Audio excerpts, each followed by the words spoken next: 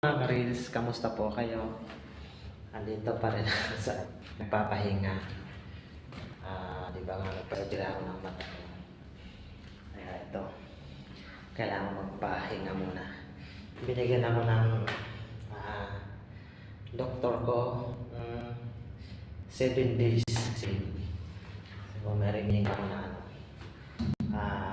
3 days na lang. Kasi nagamit ko na siya. Starting ako nung Sunday. Kaya wala. Pagod. Umakyat ako sa sa taas. Siguro mainit dito sa labas. Medyo mahangin.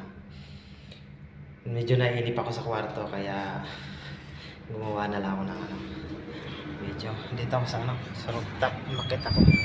Oh, mainit na pala.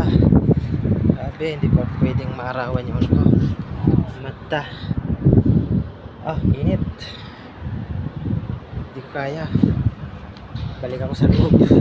Kala ko kakayanin ko. Wala nga pala ako salamin. Hindi po pwedeng walang salamin. Sorry guys, mainit sa labas. Balik na lang ako sa baba. Akala ko kakayanin ko. Mainit na. Mahangin pa. Kaya hindi po pwede. Baba na lang ako sa floor namin. Doon na lang siguro. Kamusta po kayo mga ka-reels ko dyan? Sinsya na po kayong ganito ang video ko. Wala kasi akong magawa. Gano lang. Try lang naman.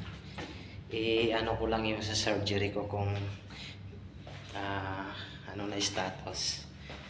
So po okay na po ang ko. Okay naman po siya.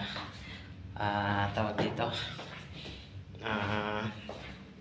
Successful naman po siya. So nagpapagaling na lang po ako. Kaya lang po, kailangan mo pa rin talaga i-maintain yung gamot na irinisita ng doktor. Kailangan lalagyan mo sa tamang oras. Pinababalik nga pala ako ni Doc sa Saturday para follow-up check-up. Kasi yung gamot na irinisita niya, pang 1 weeks lang yun. Kailangan panibagong gamot na naman ulit. Kaya yun ang advice niya. Hindi natin pwedeng baliwalain yan kasi siya naman nakakaalam. Tsaka matapat ito, mahirap na baliwalain mga ganun.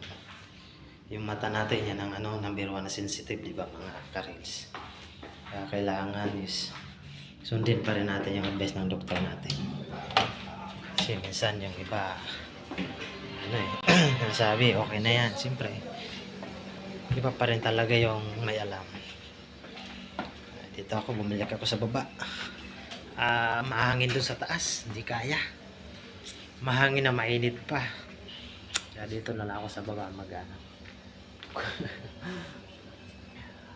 kukuha na lang dito na nga po yung mata ko po is na siya, medyo pa rin siya, masakit pa rin, pero talaga, ganun talaga. Basta okay na rin po siya. Medyo naididilat ko na po siya gawa ng sa gamot natin, nag-i-epekto na siguro. Kaya magaling talaga yung gamot nila. Sana gumaling agad.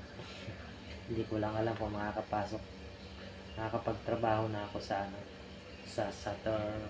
Saturday pala last ko, Sunday pala pasok na ako. Sana maging okay para makapagtrabaho na rin, para sumahod na rin.